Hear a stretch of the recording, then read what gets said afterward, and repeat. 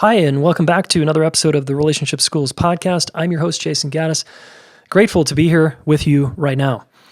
Man, it's intense. Some of us are hunkered down right now, and we've got stay in shelter place orders by a lot of our cities or towns, countries. And anyway, I just wish you all well right now. I wish you a lot of good health and healing and protection right now in the midst of everything that's going on. I really think this is a really uniquely beautiful and intense time right now in our lives that we're never going to forget. This podcast is a resource for you, hopefully, to weather the storm. And what we focus on here is relationships, and having good relationships is going to help you weather any storm in your life. Now, you may get a virus and perhaps die. We hope that doesn't happen to you.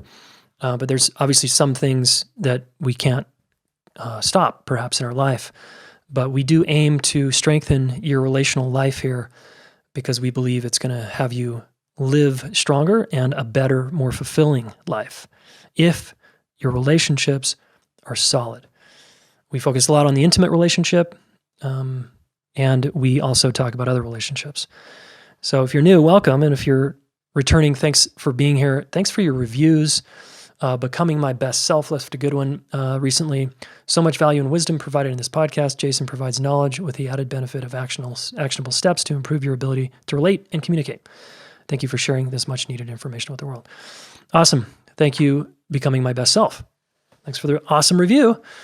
There's a few more to get 600. We'd love your reviews here on Apple Podcasts. If you want to play, just scroll up on your phone with your thumb, click 5 stars to review. Leaving a comment is even better. Thanks again. Okay, everybody that took us up on the offer to join the Indestructible Partnerships course, thanks for being there. That's really been fun doing these live calls with you. I'm grateful I get this time with you. So appreciate that. And thanks again to all our relationship coaches who are still serving people. By the time this podcast comes out, it might be over, but you can always hire them. Just go to relationshipschool.com/coaching. If you want a relationship coach to have your back right now in your corner. Okay, they're awesome. All right, my guest today is Philip McKernan. He's a friend, and getting to know this guy recently has been very inspirational. Our mutual friend, Michael Kazoo, introduced us, so thanks, Michael. Shout out to you. Philip works with entrepreneurs, businesses, and leaders all over the world. He runs One Last Talk, which is kind of like a TED Talk where you give the last talk of your life as if you were going to die. He's an inspirational speaker, writer, and filmmaker. This guy speaks all over the world, and man, is he inspiring to listen to. You just Google Philip McKernan video or talk or speaking, and you'll see some speeches of his on big stages where it's just like, whoa, this guy brings it. Okay, he's really all about helping you become your unique self. And he works with professional athletes, high-level entrepreneurs. I mean, this guy, he's a bit of a Jedi, and it's really, really cool. I'm grateful that he gave us some time here to help us through the crisis that we're going through. And I think he's got 2 questions that are so powerful that I want to share with you in this episode. We kind of drill down into them because right now, while you're sitting on your bed or couch or with your family, I think it's a really, really wonderful time to self-reflect and go inside and use this time as an opportunity to get to know yourself better and then perhaps come out the other side even more of you, all right? Okay, Philip, we're just going to dive in. Of course, stay tuned to the end for your action step. It's going to be an obvious one today pertaining to these 2 questions. Okay, listen closely. Here we go. All right, welcome to the show, Philip McKernan. Yeah, thanks for having me on. It's great to be here. Yeah, great to see you again, sir. And Philip, just for the listener that doesn't know you, give us a 1 to 2 minute. Who are you? Well, it's a big loaded question. But I'm a father. I'm a husband. I'm a pain in the ass. If you ask my wife, sometimes I'm insecure and I'm also secure at the same time. So basically, I'm known as a coach, a guide. I run events in different parts of the world to help people become more aligned in their own life and aligned to the things that are most important to them. And the founder of a movement called One Last Talk, which we've set up in different cities around the world. Yeah, amazing. To me, in a nutshell. Yeah, cool. And I've been to One Last Talk. You invited me here in Boulder. It was amazing. Tell the listeners so they know what One Last Talk is. Will you give us a sense of what that is? So imagine to some extent a TED style or type of event or a TEDx event whereby the speakers have 15 minutes or less to stand on a stage and give the one last talk they'll ever give before they die. They're not actually dying on the stage, or they're not necessarily critically ill, but that's the premise of it. So it starts to open the heart and focus the mind, and people are encouraged to share a deep part of their personal narrative rather than what they think about the world and whether they think the political landscape or the educational landscape or the health landscape should be different or whatever, and nor is it an opportunity to lecture their kids on what their kids should do when they grow up. It's a deep part of themselves that perhaps the world doesn't even know about.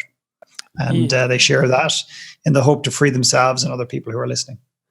And why is that conversation so important in general and right now?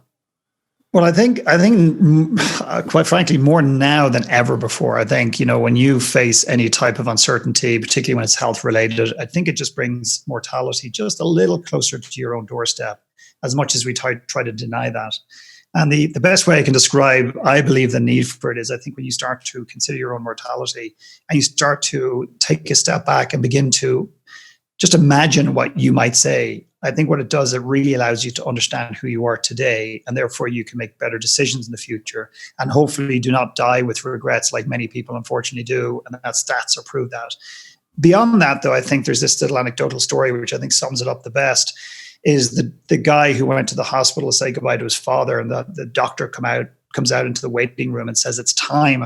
And the young man says, "Oh, my father's dying." He said, "Not today," but he said, "It's time for the conversation." And the young man looks at the doctor and says, "What conversation?" And he said, "The conversation you probably should have had with your father 15 years ago."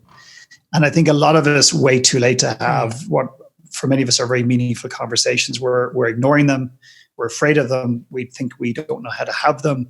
And I feel that often everything we want lies beyond a conversation we're unwilling to have.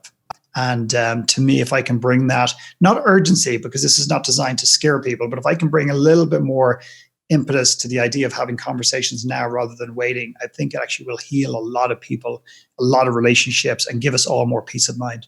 Yeah, beautiful. That's so true. I'm with you. Right now, we're in with this coronavirus and the economy where it's at, and people are, very afraid. Now we're just got the note, last night that we're kind of quarantined here in Boulder. This is super relevant, this conversation, I think, because maybe mortality is maybe a little closer for some of us.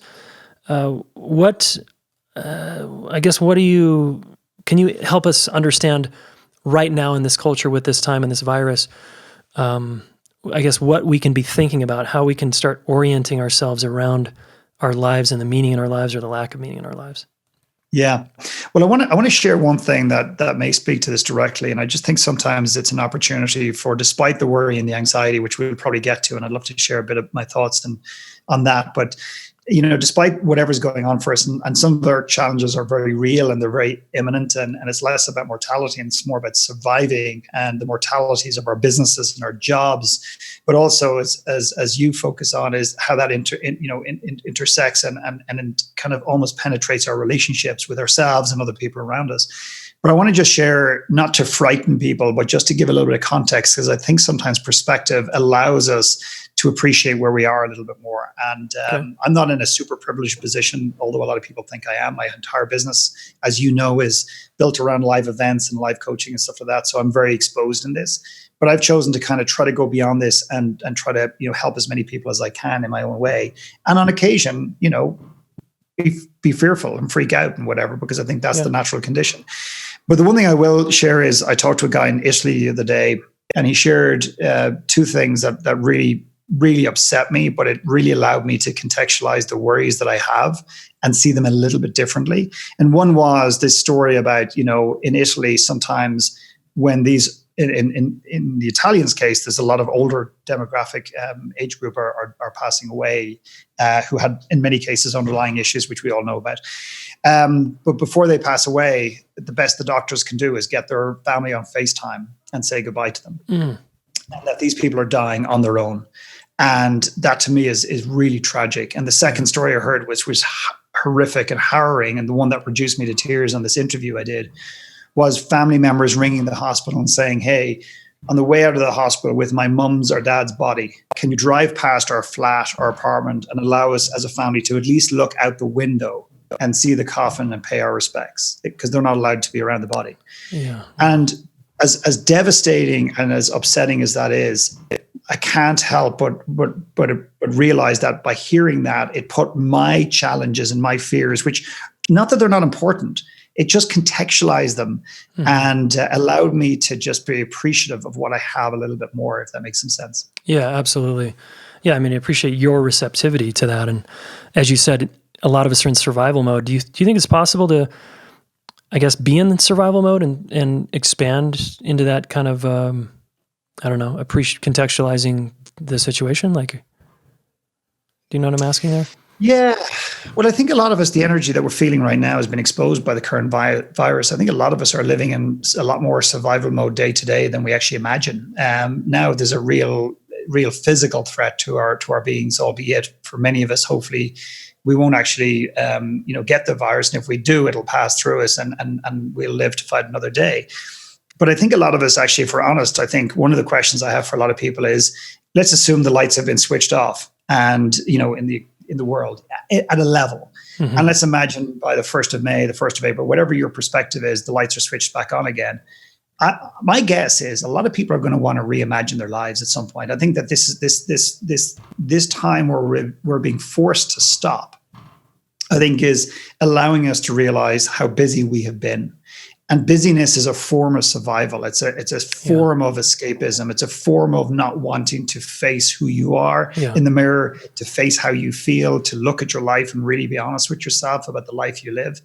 And I think it's one of the greatest times in history to take stock and to reset and to begin to reimagine our lives. So I think if we choose to see what has been thrown on us or what we've created ourselves, whatever your perspective is on this, I think if we choose to really take stock right now, it'll be brilliant, as opposed to saying, in 8 or 12 weeks, all I did was work remotely. I think we will have missed a human opportunity to really grow. Yeah, amen.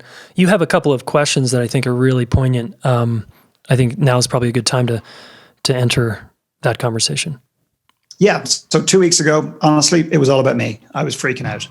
I was looking at my family, the risk of my business. It was all about Philip McKernan. And that's okay. There's nothing to feel guilty about. Or if you're feeling very peaceful through this time, don't feel guilty because you're not freaking out. Right. Just make sure that's not a form of escapism, because people are feeling guilty because they're not losing their shit. And I think that's unfortunate. But I was on a treadmill, literally running, and I went in there and caught in my own head. And I asked myself 2 questions that literally shifted my entire perspective around this whole thing. One was, who am I going to be through this crisis? And I'm going to use the word crisis. Not everyone sees it as that, but that's the common language I'm hearing.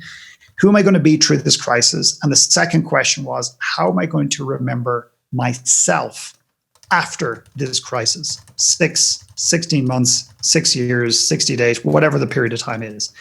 And the reason that the second question is towards me is that if it's external, how are others going to remember it? How is Jason going to look back and remember Philip McKernan? It's very, external. It's often seeking validation from others, and it's not really the sort of benchmark that I want to chase. And those things allow me to really frame myself as a leader, as a father, as a husband, and as a person. Yeah, these are powerful. So again, who am I going to be through this crisis, and how am I going to remember myself after this crisis? Yeah? Yeah. Cool. Okay, so let's say I ask myself those questions. Who am I going to be through this crisis? And what is that? Let's unpack each question a little bit. What is that going to push me to do? Well, I don't know, honestly, but I think what it'll do is if you are open to it, and a lot of people may not be, but what it'll open you to is to begin to put a framework around how you're going to show up in the world, whether how you've been showing up in the world or how you're going to show up differently. And I think this is a great chance for us to show up in ways, because a lot of us want to make an impact in the world, Jason. Like, I absolutely believe to my core, despite sometimes it doesn't look this way, but I think every human being wants to make an impact in the world. But here's the big Achilles heel. Everyone wants to look good, making an impact in the world. And I think this is the greatest chance to let go of looking good, make an impact, and just go out and try to make an impact. And I can give you real life examples of this. And I'm going to give you one. And it's not too lengthy. I'll keep it as short as I can. Okay. Client on the call the other day said, can you help me with anxiety? And I said, well, let's see. I said, what's the anxiety about? He said, my mother, she lives 4 or 5 hours away, and I've got a lot of anxiety because she's on her own and I feel I can't help her.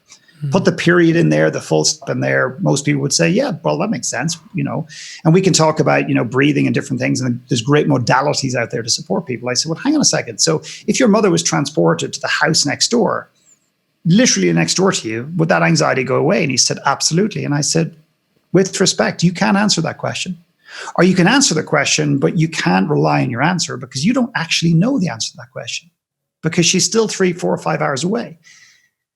And he goes, okay. And I said, even if you're right, that if she is transported to the house next door, or she's living in your basement, or she's living in the room next to your room, and that anxiety goes away as it relates to your mother, I promise you, you'll take that anxiety and you'll put it towards the stock market. You'll put it towards your business. You'll put it towards yourself. You'll put it towards your dog. The anxiety is the anxiety. It's emerging in a different way now, but it's been there for quite some time. But more importantly, beyond that, and I know this man, he writes beautiful poetry. He writes beautiful stories.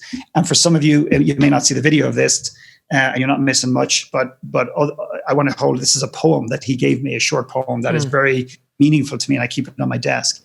His words heal. And here's where this really comes together. Just bear with me for just an extra minute or so. Yeah. I said, what is the worry and the anxiety, which in my personal opinion is often a choice? It's a place to leave us in limbo, and it's a place to torment ourselves. What is having this anxiety and this worry allowing you to not address in your life? That by burning all of this energy and the anxiety, what is it? Is it giving you permission not to do? And he looked at me perplexed. And I said, well, for example, when was the last time you wrote something and published it into the world? And he said, I write every day. I said, I'll ask you the question again. When was the last time you wrote something and published it into the world? He said, about 4 months ago. And a lot of us stay away from our gifts at a time where humanity need them more than ever. Uh-huh. And this man, with the greatest respect in the world, yes, of course, he's worried about his mother. Yes, of course, he carries anxiety with him every single day. Now it pops up around his mother in a more accelerated, form. But also he's hiding from himself. He's hiding from his gifts. He's hiding from his truth. And he's hiding from the opportunity to put himself out into the world, but also being rejected by the world. And that's what he's really afraid of. Nice. So that's so awesome. So you got to that, and was he able to see, oh, okay. And was he able to take responsibility? Like, right, I am hiding. I'm just scared of being rejected. It's been a while since I've written, whatever. I'm afraid it's not going to go well. Is that kind of what he came up with on his own? Yeah. Yeah. And the lovely thing about it is, I love even the energy, the way you asked her, am I really hiding? Where am I hiding? That's curiosity. Okay. I can't believe I'm hiding again. That's judgment. Mm-hmm. And curiosity is simply a question without an attachment. Yeah. That's all it really essentially is. And it's the attachment is the challenge for most people in life, that they want something, but they're attached and they need the outcome. And this is a really challenging time for people who spend a lot of times controlling and creating constructs in their lives and scaffolding their lives because they've nothing solid to hold on to. And what they're going to realize in a very painful way, if they fight it, that actually control is an illusion, and that it always has been, and it always will be. Yeah. Yeah. And you're also saying, I just want to really underscore for the listener here that try it on, perhaps listener, that whatever you're anxious about right now, let's say the virus, you're suggesting one possibility here is that if the virus goes away, my anxiety is still going to be here. It's just going to be on something else, displaced onto my family or my relationship or my work or money, right? And there might be something I'm avoiding by feeling anxiety and distracting myself into anxiety. Yeah. Now, the anxiety that somebody's feeling may be more amplified at this point in time. And I love the idea of you saying, try it on. You may not agree with me. You may not even like what I'm saying. I might be pushing your buttons. which is not uncommon with me. And it's not that I'm trying to, it's just this is what I see in the world and this is what I feel to my core. But just try it on. And if it doesn't fit, great, but don't throw it out because it resonates at some level. And there's a psychoanalyst who was born in the 1800s. I'm just going to read a little quote here. He said, the catastrophe you fear will happen has in fact already happened. The catastrophe you fear will happen has in fact already happened. So the fear that I was feeling around the virus and the uncertainty around it, when I was honest with myself, actually brought me back to a period of my time that was very, very painful and very difficult. And it felt really uncertain and very unsafe. So a lot of what we're facing today is actually old. Yeah. Historical anxiety about the family I grew up in or the school or an experience I went through that it just hasn't been resolved. So if I hear you right, in that way, it's an opportunity then to heal and work through historical anxieties and fears. Yeah, I mean, let's face it. There's some real realities of what's going on today. There are people that are pivoting. There are people that are losing their jobs. There are people that are trying to survive economically. There are people that are putting measures in place to mitigate risk and so on and so forth. I'm not asking everyone to put a pause on everything that's going on and just go back into their childhood and hang out there and journal for 6 months. That's not what I'm asking people to do. I'm just asking people to go beyond the current emotion and what's happening, feel into it, and see where it brings you. Because what it will allow you to do is to separate reality from, what you think is reality to the narrative that you've been telling yourself, to the truth. And then what it'll allow you to do is to be able to handle it a little bit better, move through it, and actually make better decisions. Because when we're stressed and contracted, that's the time we make very poor decisions.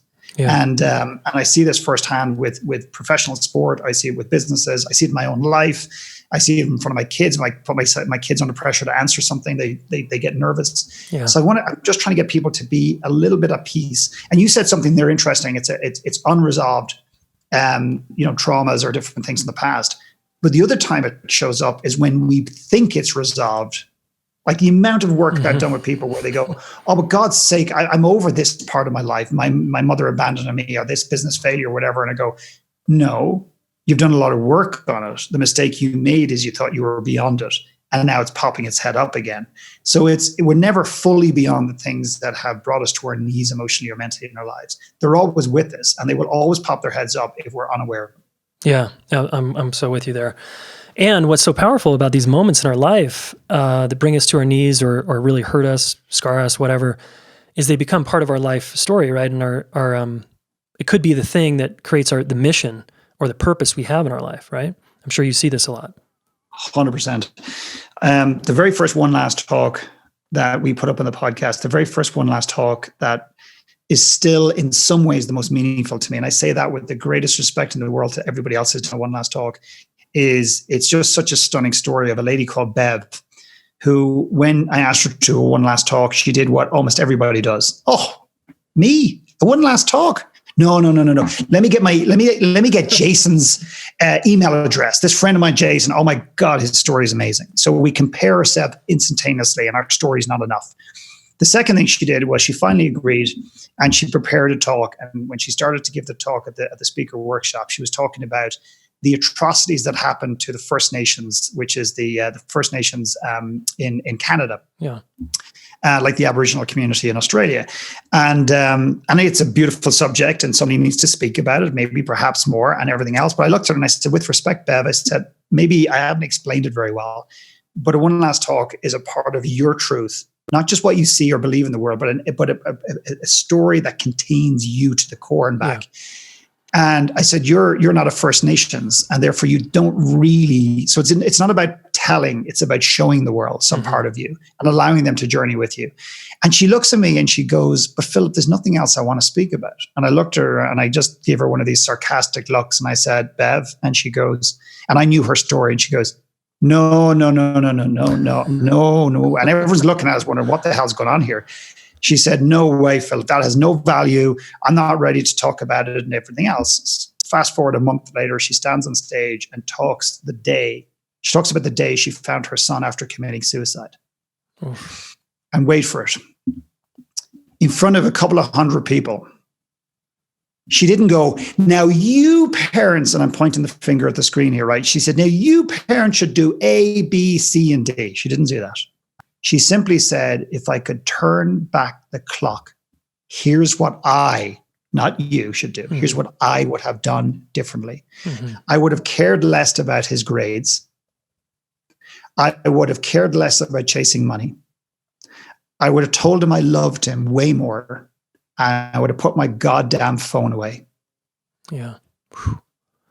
And I'll never forget, Jason, the tears were pouring down my face at the event. And I had my notes and I was all prepared and I was all prepped. And I was going to be magnificent. I was going to bring it all together and wrap it in a bow. And I got my notes and I literally threw them on the ground in a moment of I was so inspired and devastated all at the same time. And I just said, guys, what are you going to do as a result of this talk? I don't want to hear the fluffy shit. What are you going to do? And one man put his hands up. He says, I'm just going to turn my phone off every day. Or somebody says, I'm going to bring my daughter on a date. Somebody else said, I'm going to just tell my kids I love them in a way that I've never done before. And I looked at Bev and I said, Bev, look what you created today. And the tears poured down her face. And for the first time ever, she saw the greatest tragedy she has ever experienced, the greatest shame that she carried, as being the greatest gift that she needed to give to humanity and an insight into her future in terms of her ability to hold space for parents. Yeah. The greatest gift lies right next to our deepest wounds. Yeah. And I believe that to my absolute core and back. Yeah, me too. I'm so with you. Wow. Okay. So there's a lot of things I want to jump in here and questions I have, but one thing here is I want to bring us back to that initial question: who am I going to be through this crisis? It's sort of like we can take notes from Bev there in this story of just who, in terms of putting the phone away, for example. Who am I going to be through this crisis? Do I want to be on Netflix for a month, being kind of homebound, or do I want to reimagine my life? Right. So if we come to your second question, how am I going to remember myself after this crisis? Unpack this one a little bit. Why is this question so important?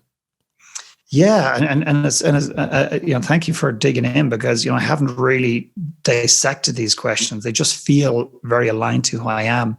So the best way I can answer it is many of us have heard variations of the following statement. It's not what you do, it's what you do when no one's watching. We see it particularly in sport. And I was on to a group of athletes the other day on a call, and some of them are being very open and honest about the fact they're sleeping in and they're going to bed late and they're starting to lose their routine, which has become, has historically been such a big part of their lives. And I said, guys, if you decide not to train, or if you decide to give it 50%, that is your choice. But remember that there's going to be some sort of fallout mentally around that, because when you get back and start playing in the season again, when that is, no one knows, which is part of the problem for them. I said, you're going to have, if you don't feel you've shown up when no one was watching, you're going to be left with a lot of guilt that you're going to have to process before the season starts. Or you're going to step into the season and you're going to be carrying that guilt and that residual kind of sense that I didn't do my bit into the season. And that's going to take a lot of mental bandwidth for you to play your best and carry that guilt with you, because guilt and shame and anger and fear and all those things just drain our energy. And my job is to try and dissect a lot of that stuff, draw it out of people, get them to live with the rest of it, etc. So the end of the day, we are often our greatest judge and jury. And as you and I both know, Jason, most people judge themselves in ways they would never judge anybody else. And they do it very silently, very passively, very subtly sometimes, and sometimes aggressively. So are you going to be, the better question is, in some respects is, if all we did, and I mentioned this earlier, is work remotely for the next 6 or 8 or 10 or 12 weeks and get back to our lives and nothing changes, I think we will have missed an opportunity. But what I really want for people is to be able to look in the mirror 6 or 8 or 12 weeks from now, or 6 months, and actually look at the mirror and actually have a sense of pride. And just say, I didn't write a book that sold 1 million copies. I didn't run a podcast like Jason does and it affects so many people's lives or whatever. But in my way, I did this and this and this, and I'm proud of the way I showed up. Yeah. And I think that's the greatest indicator, a degree of a sense of pride. Yeah, I'm with you. Nice. You've mentioned comparison a couple of times. I want you to speak to that. I'd love to get your take on not only the sort of mechanism of why we compare as human beings, but how do we work with that? Because I think it's pretty inevitable that we're going to compare ourselves, and sometimes it can be a good thing to say, "Oh, Philip, he's been in all these stages." So, comparing myself to Philip, I could say, "Cool, I inspire myself to be like Philip, and I just need to practice more. I need to train more. I need to get more experience." In that way, comparison can be useful, right? But so many of us are looking at our phones on Instagram and we're saying that person has a better life, and woe is me. So how do we? I'm so curious. How do you help others work with comparison? Yeah, I've never been asked that question, and quite frankly, I don't have a nice scripted answer for you right now. But let's do our best to work with this, because it's a very big thing. I think where just intuitively what comes up for me right now is I think it's around the energy of comparing. So let's just use the speaking analogy. So there's someone in my life that speaks a lot, and I'll just put it straight back on you. Jason speaks a lot, and he's on these stages that I wish I would, speak on someday or whatever. Rather than comparing, I'd love a sense of curiosity. So I wonder how Jason does that. Mm-hmm. Notice the energy is like, I wonder how he does that. I wonder, is he marketing himself differently? Is he just a beautiful, amazing speaker? Does he practice? Is it just a bit of luck along the way? Does he have a speaker agent? Some of the practical, tactical things, but also look a bit deeper in terms of the more, let's call it, spiritual realms, like just how he shows up in the world. And you see the curiosity. Run, go, Jesus, Jason spoke 8 times this month. I just saw it on Facebook, and Jesus, I did it.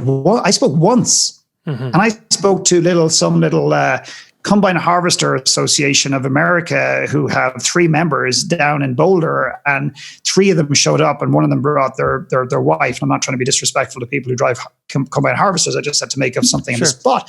I compare that, like, that's 3 people. And Jason, I saw it on Facebook. He spoke in front of 800 people.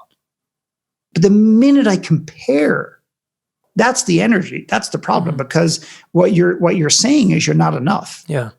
But you're saying it in your own way. The minute you compare yourself to anybody else, the minute you put somebody on a pedestal, whether they've asked for that or not, you're not just saying they're better than you. You're not just asking questions of how they got there. You're diminishing yourself automatically, whether that pedestal is an inch high or a mile high. So to me, it's really about where the energy is coming from. And secondly is, why do we do that? So go beyond the question. Go beyond the question of the question. I can say, why do I compare? And when do I compare? Is there times in my life I compare? Is there patterns here where I get a rejection in my life? Or I fail miserably as a parent? I shout at my kids. And that's the very time I go to validate that I'm not good enough. And I don't even have my phone here. I go to my phone. I literally look to compare, to prove to myself I'm not enough. There are going to be patterns of when you compare. And I think when we compare, we're looking not to grow. We're looking to validate a story that we're not enough. In a part of our lives. Yeah. That's so great. I'm so curious also, would you say that's one of our core human dilemmas is telling ourselves we're not enough? Is this like one of the core themes you see when you work with people? They may not even be telling themselves they're not good enough, but they tell themselves they're not good enough. In other words, what I mean by that is they're not even consciously aware of it. Yeah. The biggest fundamental core challenge for most individuals is they don't really like who they are. Mm-hmm. And I've sat in front of people who've argued that. I've sat in front of very wealthy, successful people, great sports athletes who have denied it and argued it and rationalized it, death and back, to finally go, yeah, okay, there's a lot of truth in that. Mm-hmm. And it just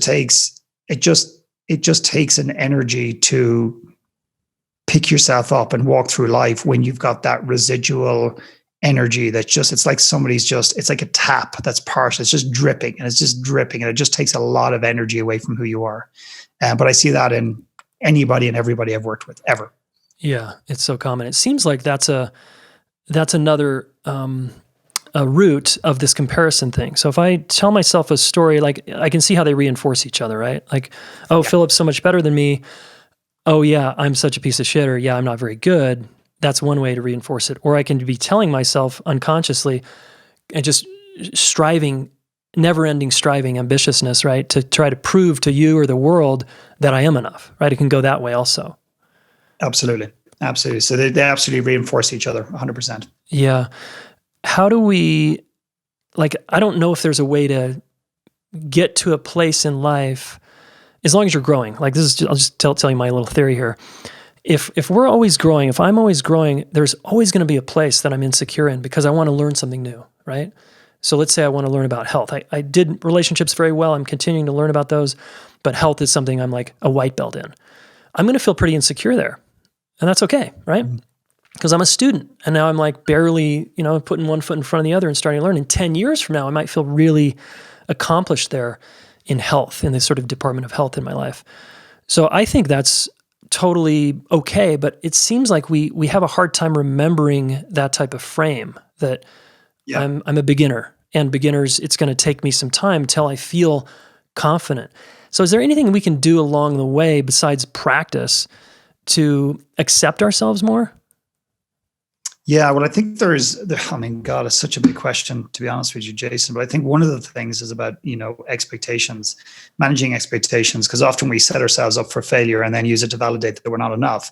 Also, when we're stepping into a space of newness, like a new thing, like you talked about health, and we're contemplating that health and the vastness of that.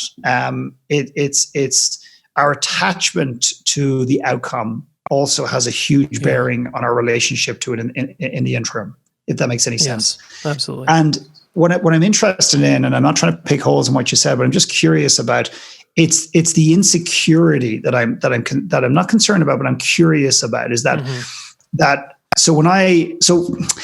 talk about insecurity. I mean, Jesus, I struggle reading and writing. Okay, so it's a very old challenge of mine, and it's a huge insecurity point for me, and way less so right now. So I would be very insecure around the fact that Jason can read like this if you can, and it's not a big deal for you. It's normal for you, and I can't, and would just be a huge insecurity. I'm at a point right now where I'm in front of a workshop, and this may not feel like a big aha for other people listening, but for me, it was a huge thing. Mm-hmm. I'm at a point right now. Let's just imagine, Jason. Not even with my audience. Let's just say one day, for whatever reason, you say, hey, I've got 50 people, we're meeting in Boulder, we're in this cool little meeting space or whatever, or 200 people. McKernan, come in for half an hour. And I come in and you go, listen, we use whiteboards. Everything we do is whiteboards, just our philosophy. And I'm going, oh shit, I can't write. And I would go into that space. Right now, I would just put my hand up straight in front of everybody and say, Jason, I can't spell. I'm totally dyslexic. I'm happy to use the whiteboard, but can somebody else do it for me? And I don't have any insecurities around that. So it's the insecurity relationship that it's almost like, so I see this with education, where I often work with coaches who go, oh, I need to do this and I need to educate myself and I need to get a certificate here. And I go, hang on a second. Do you want it or do you feel you need it? And there are two totally different energies. One's not right or wrong. It's just different energies. The people that need it feel insecure about it. The people who want it don't need it to validate who they are in the world, and I feel they have less insecurity about it. Does that make sense? Yeah, totally. They're intrinsically motivated, the people that want it for themselves. They want to do it for themselves. They're not trying to get a credential to like make sure everyone's okay, and they have the right. Yeah. Okay. Just to keep exploring this, because I think it's really interesting, the insecurity part. If we go into a martial arts dojo and we take two beginners and they're white belts, kind of what I hear you saying is one of them is going to feel, they're both going to feel insecure on some level. It's like, shit, new dojo, I don't know, there's all these black belts and brown belts and blue belts in here, I don't know what I'm doing. So there might be some natural insecurity that arises. But one of them, let's say, kind of to your frame, is okay with that. They're just like, yeah, of course, that's kind of what happens when you go into a new dojo and you're a beginner. Like, you're going to feel insecure. I feel insecure, and I'm okay with that. The other person might be like, oh shit, who's going to judge me here? I might not be accepted. And there's a different kind of energy, right? Is that kind of a fair way of delineating? Absolutely, bang on. Okay, great. And I think that's the point. Who is going to judge me? Who is going to judge me? I think that's the point. Why are they in the room in the first place? And I think the origin of that will tell you a lot of what you need to know. One person is doing it because they're just there to enjoy it. They're not there to be a black belt. The other person has to be a black belt, or their father was a black belt, so they feel they have to follow in their father's footsteps, or that they are so desperate to be seen because they have not been heard their entire lives, or whatever. So again, it's the expectation and the attachment to some sort of outcome that they're conscious of or subconsciously emerging in their lives. Yeah. Okay, so we have all this time with the virus, a lot of us are home, and I think it's really, really useful and interesting to be exploring these types of conversations, right, with a lot of curiosity. I just want to keep tying it back to, why should someone care to look at themselves in this way during this time, survival mode or not? Well, I'm not sure they should care.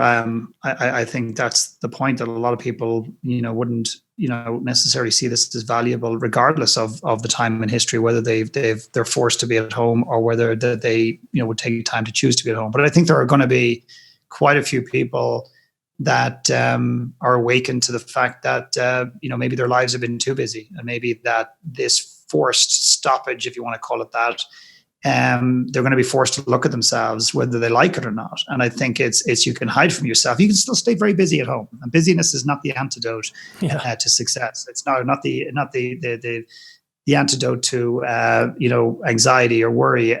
Busyness is often a form of escape. It's a way of actually not being with our own emotions. I've always often presented this idea of space is like, how much space do you take in your life for you, without any specific outcome, whether it's strategy or writing a new speech or writing a book. I'm talking about just taking time for yourself and doing nothing. And a client of mine one day put his hand up in the room and said, "Jesus, McKernan, I've got so much anxiety emerging in my body right now." He said, "I can't even get into my own car without the radio on." So I think a lot of us, the great opportunity here is just to say, is this the life I want to go straight back into? And it's not for everybody. But those of us who can take time to reimagine now, there's some great examples in history of amazing people who've wrote incredible literature, who've invented incredible things when they were forced to be in isolation because of various diseases through history or wars or whatever. It's just an opportunity and a great time, and that's part of how you're going to be. You remember yourself and who you're going to be. If you're going to watch Netflix and you're just going to tell yourself the same stories and you don't want to grow throughout this time, that's fine. There's no judgment for me. This is just an opportunity to do the opposite. Yeah. How do you speak to people who say, this sounds like a really privileged conversation? Jason, you're white, heterosexual, privileged male. You kind of get to have this conversation.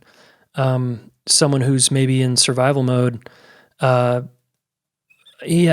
how do we? I'm just so curious how you address that. Well, there's two things that come up for me on that. Is number one is I think this conversation is available to everybody. If you choose to, your variation of it, to what extent you enter this conversation is entirely up to you.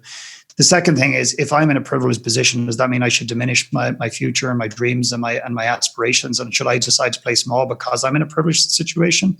I've designed my life. I've earned this life. Whether I was born with better circumstances than somebody else, that piece I wasn't in control of. But I would like to think that I'm helping and working to help a lot of people who are not as privileged as I am. So I get this quite a lot. People say, well, it's easy for you to say, go and do what you love. But because you've had the money. I said, well, no, are you asking me or telling me? Are you asking me, did I have the money to go and do this in the freedom? Or are you telling me I had? Because you didn't ask me the question. And I don't think you've heard a podcast of me talking about this. So I was broke. I had no money. I was in hundreds of thousands of dollars of debt. And my wife reminded me only yesterday that you created a coaching business in the middle of the greatest recession we have all probably experienced to date. And that was in 2008. That's when I created, because the pain of not doing what I wanted to do was so big that I had nothing to lose. There was nothing left to lose. And I do not feel I'm privileged. Other people may say that. I feel I've earned the life that I've lived, and I do so much to give back to people who are less privileged financially, economically. Whether it's in India, Peru, whether it's in Los Angeles, whether it's in Dublin, or whether it's in prisons. I go into maximum security prisons and support people that have committed murder in some cases. So I'm not a big fan of that dialogue. It's almost like, okay, great, I'm privileged. Let's just say that's true. And I can have this conversation. Like, now what? What do you want me to do with it? Do you want me to stop moving forward in my life?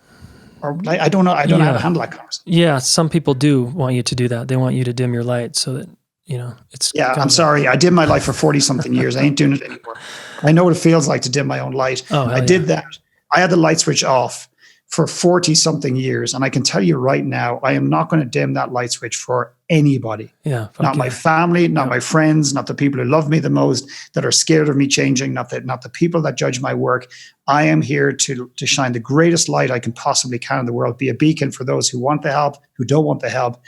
Because I'm actually doing a lot more for me than I'm doing it for anybody else right now. I don't need other people to give me the permission slip to do it. Yeah, awesome. Inspiring.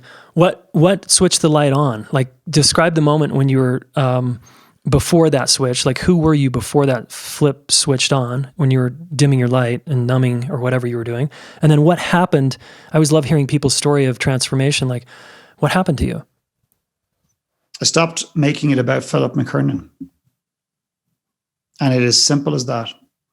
I don't think people realize how much they talk about themselves and how much they're consumed by their own journey. Mm. So let's just go back to my writer friend. I've heard so very many variations of this story. Like, yeah, no, I'd love to write an article and post it on Facebook, but I'm not sure. And think about how many times I use the word I or me. I'm not sure, like, whether people, whether my articles are good enough to be published publicly. And I'm not sure I really want to put my words out there because people might be offended. And I'm not sure I'm ready for that right now. And I'm not sure I want people commenting about my work. I said, well, when you're ready to get out of your own way, when you're ready to stop making this about you, you may actually publish something that impacts somebody else. And this might sound so either one, judgmental, or two, super simple. And quite frankly, if it comes across, it's not meant to. That's not my intentionality. Sure. But we just make it so much about ourselves. And if I think back in my life, there's been a couple of moments, very pivotal moments. One, almost dying, being almost killed by an elephant in Africa, which I would wish everybody experienced, and I would wish no one would ever experience at all. And I was that and being I think I was resuscitated. I was actually unconscious, pulled out of a whitewater rafting river in up near the Turkish border, way up north in Turkey, beside the Russian border. Grade 5 river, fell out of the raft, got sucked under the water. Don't know how I got out of the water, and everyone was gone. And a local man was hitting my chest when I woke up, and I puked up and I started crying. And then I left, and I don't even know if that man was real. I don't know who he was or what happened. And I got back down to the raft, and my brother thought I died, etc. So that was definitely a pivotal moment. And then the other thing and there's something that a couple of really simple, magical things. My victim story was, I'm dyslexic and I can't read and write and whatever. And then I woke up one day and said, hang on a second, you are dyslexic and you can't spell for shit, but you can write. And when I announced that and admitted that to myself, it gave me the freedom to actually write. It took away the reasons not to. And then another one was, is allowing myself to realize that, let's just say, for example, somebody said, and I do get this quite a lot. I'm sure, Jason, you're the same. People are determined to put you on a pedestal when you're in a public, if you're in the public domain, particularly if you've got something valuable to say. And let's just say you say something that they deem as valuable. They want to push you up onto a pedestal and see you for something I am simply not, because I'm a flawed human being who cares deeply about humanity. Yeah. And what I realized was the greatest way for me to separate that was to realize that this work isn't inside of me. It's not coming from me. It's coming through me. Mm-hmm. And that was the greatest shift in my entire coaching, speaking, guiding career. Yeah. Yeah. Wow. That's really powerful. I didn't know this about you and a lot of these little vignettes. I'd love to unpack each one because there's probably a lot there. Thanks for that refreshing reminder of how we make it so much about ourselves. And I guess for those of us listening, other than sort of hearing you talk about it, is there anything else that's a guidepost there for us that if we're caught in that sort of me, I, and trying to kind of promote myself or do my thing, what's one little pivot I can do? Anything? Yeah, there's something. First of all, most of us never catch that. We don't actually know that. So we all know somebody that does that, but none of us actually do it ourselves. So number one is, and again, I'd love you not to beat yourself up if you realize you do this, but it's actually to take ownership and to be. But I would actually go as far as to say this, is that I would not ask yourself the question, sit down with your journal tonight as you're driving the car right now. Well, hopefully you're not yelling the journal when you're driving the car, etc. But don't say, am I making this about me? Because that's yes, I am. No, I'm not. Where am I making this about me? Mm-hmm. Make the automatic assumption that you are making this about you at some level. And what that will do is equip you with the answers. And that's what I call a courageous, beautiful, brave question. And that means it's a question that has the opportunity to disarm you and get you beyond your brain and beyond your mind, which is the thing that's going to keep you safe. And let me just contextualize it just a little bit more. So I'll give you an example. So let's just say we believe we all have a book inside of us. We have a book that we can write. Yeah. Well, there's the book that we want to write. There's the book that we think will sell. And then there's the book in our back pocket that we're scared shitless to write. There's the business that we're in right now, the business that we can imagine. And then there's the business that's in our back pocket, the idea that we're afraid to bring out. There's something we say, there's something we can say, and there's the piece of truth in our back pocket that we're afraid to speak into the world. And the back pocket idea is this idea, I contextualize it through the idea of one last startup. So one last startup is if you just had one startup to create, the last startup you'll ever create, would you create the widget that you want Google to buy for $1 billion? Or the app that you want, Amazon to buy or whatever? And there's nothing wrong with that. There's no judgment. Or would you take the idea that's in your back pocket and put it on the table of the universe for people to embrace it and to judge it at the same time? Here's what I find. Everybody has that artistic expression of who they are in their back pocket. But we're afraid to bring it forth because it is the greatest expression of who we are. And we're so insecure, all of us deep down as humans, because we want to be loved, we want to be seen, we want to be accepted. And I believe my work is all about helping people take out the back pocket thing in time, without forcing it, and beginning to play with that idea. Yeah. Because here's the thing, not just will that idea change your world, that is the idea that will change the world. It is the thing that cannot fail, and it's the thing that the world desperately yearns. Absolutely. We all have it, and we're all scared shitless of it. And here's the problem. Even the greatest artists, the greatest musicians, not the ones that didn't make it, the greatest artists and the greatest musicians went to their deathbed with their greatest art, their greatest paintings, their greatest music inside of them. Inside of them. They still didn't get it out because they painted for what they thought the world wanted. Leonardo da Vinci, arguably one of the greatest painters that has ever walked this earth, wrote, and I've never shared this before, wrote to the leader of Milan back in the God knows when, I can't even remember. And he wrote a letter because he was basically pitching himself for a position. Wait for this, Jason. This is just staggering, right? Never shared this before, so I'm butchering it a little bit, but the essence of the story is true. And I just don't have the letter anywhere. And he said, here's the 10 things that I can do to help you, oh Lord, or leader, or whatever he called him. Number 1, I can build tanks. Number 2 is I can build moats. Number 3, I can build walls like they've never been seen. All military, tactical things. And he'd been painting for years at this point. He lists 10 things that he can do of service for the leader, not the king, but he was I can't remember the name of it. But at the very end, it was pretty much, oh, and by the way, I can paint also. But he didn't even say paint. I can sculpt, I can do this, and paint. The thing that he did so naturally, the thing that many would argue is his greatest gift, he didn't even recognize it. When was the last time, Jason, you walked down the street and someone said, excuse me, I don't know you, but you are an incredible breather. I've been watching you breathe. It's amazing. Right. Never happened to me. Yep. Never. The thing is, what we do naturally, we don't put value on. And the challenges in the world today is that we are being rewarded for the things that society think they want. We're being rewarded, and we have the data points to prove that it's not who I am that matters in the world. It's what I've done that matters in the world. Yeah. And to me, that is a tragedy, because I think some of the greatest gifts that we have never see the light of day. And in my time, on my watch, that shit ain't going to happen. Yeah. Yeah. Good for you. Thank you for being a beacon for that.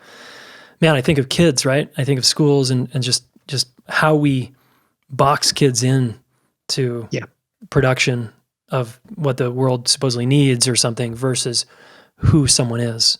And so many of us are so uncomfortable with children being who they are.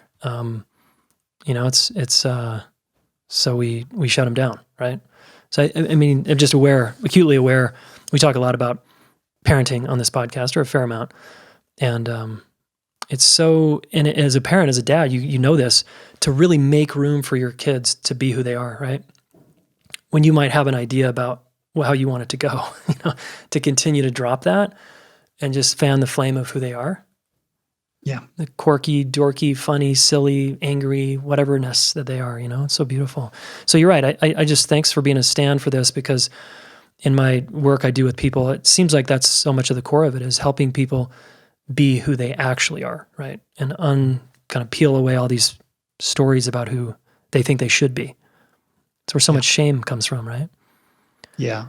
I did an exercise recently. I just asked a group of clients, I just said, I want to talk about shame. And they were expecting some big formula, some big worksheet. And I said, just grab your journal, write shame at the top of the page, and list the things you hold and continue to carry shame around. And then if you want to speak about them, we can. If not, by just identifying them. And here's the thing, as a coach, for me personally, I think, if I'm very honest with myself, is that I take a lot of joy from it, and I put a ton of energy into it. But I think I also use it as a way to not necessarily address my own stuff on occasion. And it's great to be able to give out an exercise in shame and sit back with a grin on your face and wait to see what comes. But on this occasion, I decided to take my own journal up and write on my journal what I was shamed around, or where I carried shame. And I was absolutely nearly knocked off my seat with not just the amount of things, but one particular significant thing that emerged for me, which I chose to then do something about. I went and saw a therapist and spent some time processing this. And I've been carrying that for 47 years, Jason. I mean, not quite 47 years, but so shame is one of the most debilitating things that every human being carries. To what extent, I don't know, but it's something that I would love all of your listeners or watchers to lean into. It's not a very exciting subject, but it's a very debilitating thing. And it's like an energy playing in the back of your mind and sucking energy away. And you're always trying to make up for it. So you end up doing and making inauthentic decisions and chasing things that really are not the essence of who you are. What is shame exactly, in your opinion? Oh man. I don't know what the dictionary says, and quite frankly, I really don't care. But shame to me is the punishment for the things that we have done and the things that we have not done. And it's we have created an energy that we continue to carry. It's a way of punishing ourselves for doing the things we're not proud of. I don't have a very more sophisticated, again, I haven't thought about how do I describe it, but and I think it absolutely undermines or speaks to the essence of how we hold ourselves in the world. Going back to one of our original conversations earlier on this podcast, and that was around not liking ourselves. Yeah. The shame we carry has a direct correlation with how we view ourselves in the world. Yeah, exactly. And by the way, it's the simplest things. I had a man once who we did a shame exercise years ago, and this man just was shaking his head and kind of chuckling in a kind of a sarcastic, surprised way. And I said, what came up for you? And he said, I cheated on a girl like 8-10 years ago, and I'm still deeply ashamed about this. And I said, go up onto the whiteboard. He went up and I said, I want you to write down line by line how you would best describe who you are as a man today. And he did. And insecure, lost, uncertain, angry, etc. And then I asked him to write on the other side, who he is today. And I'm not talking about my coaching. There's nothing to do with that. It's just who he has emerged to be. And he said, secure, clearer, at peace, etc. I said, would that man have cheated on this girl? And he goes, God, no. And he said, well, actual fact, now that I look at the two lists, he said, I wouldn't have dated that girl because we wouldn't have been compatible in the first place. The idea was not to say, by the way, his behavior is okay, and because he's a different man, he was justified in cheating on her. That's not the purpose of the exercise. Yeah. It was beginning to allow him to see how he has emerged, and the person that he was at the time was self-destructive and was trying to create chaos. And that's where sabotage comes from. When you don't like who you are, you will find a way to create patterns. You will find a way to validate patterns that have been around for a long time. I said to a guy recently, he said, the energy that's coming up for me is I feel I'm reliving the recession of 2008. I said, no, around money. I said, no, you're reliving your childhood, which was exposed in 2008 and has been exposed in 2020. And he was able to piece it differently, separate all the emotions, deal with the guilt. And then he had an opportunity to write to her and say sorry if that's what he needed to do to relinquish some of this energy that he was carrying, which didn't serve him. Wow, beautiful.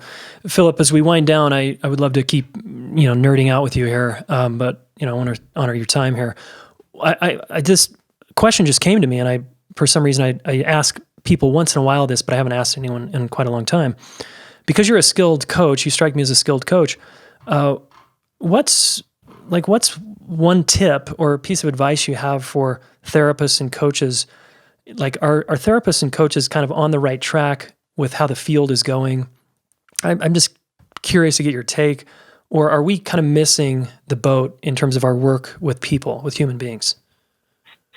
Yeah, I mean, I honestly don't, and it's not that I'm afraid to answer it. I just don't know if I'm going to say we're missing the boat or people are missing the boat or therapists or coaches are missing. I don't think that's for me to say. I think you have to decide whether the boat you're on is the right one for you. I do feel there's the future of human development and personal growth and growing is going to be through the space of holding space for another. And knowing that when that person walks through the door that they have all the answers. And I just don't mean this intellectually, but I mean this at our core, and suspending the needing to have the answer and to come up with the right solution.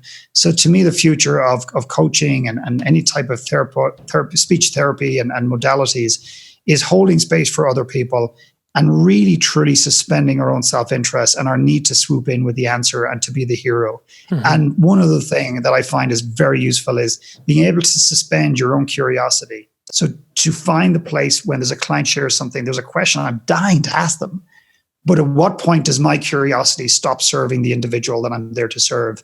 And that has served me extraordinarily well. Mm-hmm. Because I want to be the hero. My ego wants to, McKernan, you know what the answer is here. Come on, jump in.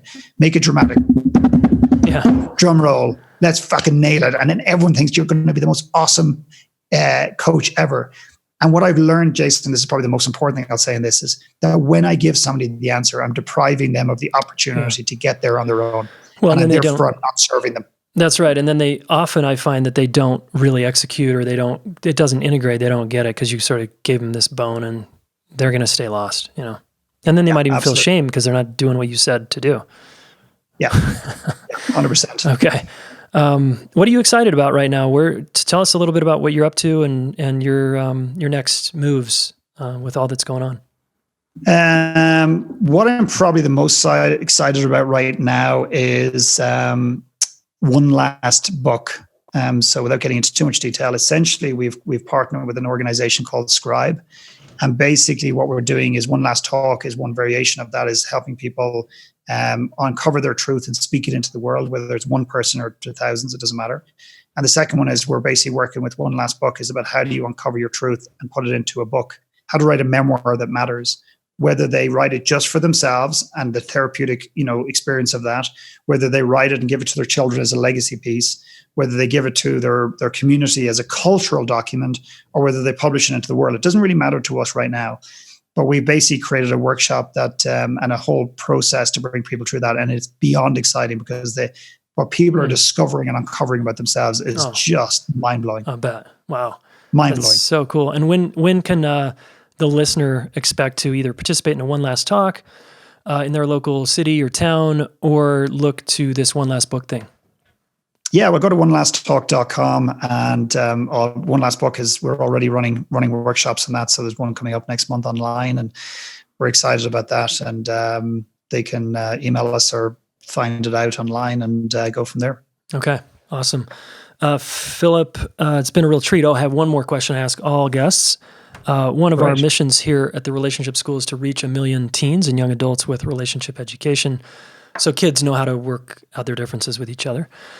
And if I had a room full of 1,000 young adults and I could only teach them one thing or share with them one thing about relationships, and you were whispering in my ear, what would you want me to tell them? I would ask you to tell them about the most painful, or one of the most painful days you've ever had in your life. Not to impress them, not to blow them away, because I feel that we overprotect our children and we don't allow our children to see and feel the worry or the anxiety or the emotions that we're feeling. And therefore they have no benchmark for, how the spectrum of feelings they have for themselves. And I think if parents would allow their kids, I think I as a father constantly underestimate my children's capacity for depth of conversation. Mm-hmm. And I would encourage you to share one of the most painful moments of your life, to give them permission to do the same. Because here's one thing I do know about young people, not just because I was a young person myself, but at a One Last Talk event once, I'll never forget this as long as I live, a 15-year-old came up and gave me a hug, and his dad started crying because he doesn't hug people. And he didn't hug me, Jason. He held me, and I started crying. He was crying, and as we parted and embrace and parted the embrace, I said, Matthew, what was your number one takeaway, having heard all 6 one last talks in a row? And he said, it's great to know that adults have problems too. Oh. And as parents, we tend to be strong, and we put on the strong suit, and we need to have all the answers. And one of the 3 of the most vulnerable words on earth that I would love parents to use more with their kids is, I don't know.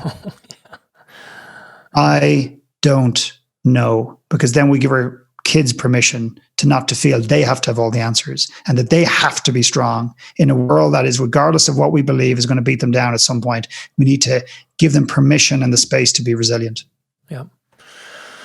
Whew, good one, man. Thank you so much, Philip. Wonderful to see you. Thanks for being here. Likewise. Thanks for just giving the world your gifts. Really appreciate you.